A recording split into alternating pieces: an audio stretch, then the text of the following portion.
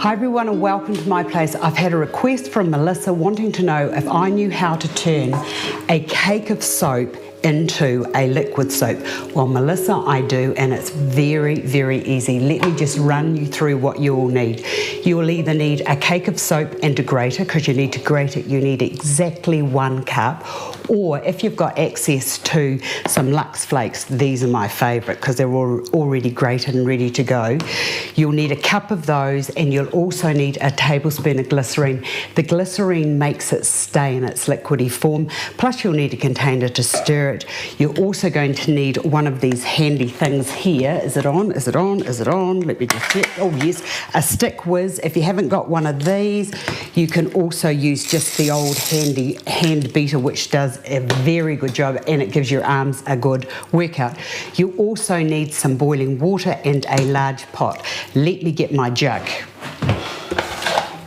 A jug of hot water into the pot, and you need exactly 4 cups, and I've already measured it to save time. That goes into there, and I like the bigger the pot the better, because that wider distance gives it room to, once it gets to the boil, to actually set quicker. And to here, let's add the Lux flakes.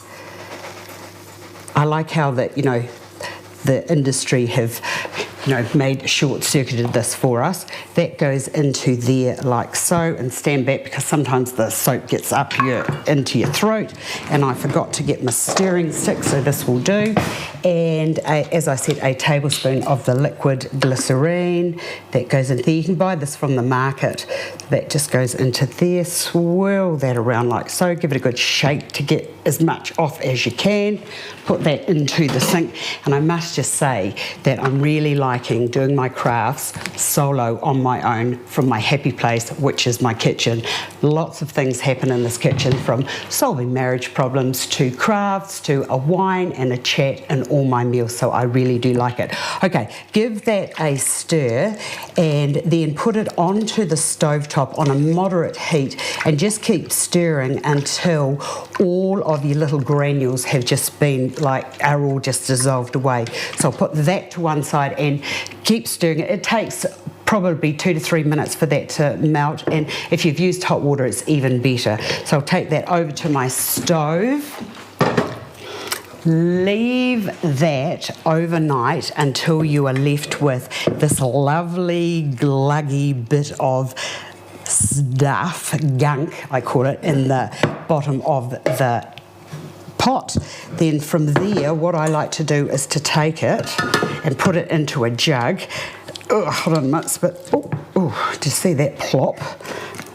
Okay, so now the next thing to do is to get your stick blender, or you can use the hand beater as I said, and it's now just a matter of blending away until you're left with a liquid that is now pourable. I'll just give it 2 or 3 more goes. And the great thing about this is, with your 4 cups of water and your 1 of soap flakes, get rid of that, waste not, want not in these times of hardship. From there, it's just a matter of, I need that back again, pouring that into your container. Give it a good stir. So you want this to look like a Greek yogurt. That's the best analogy. And then that just gets poured into your container, like so.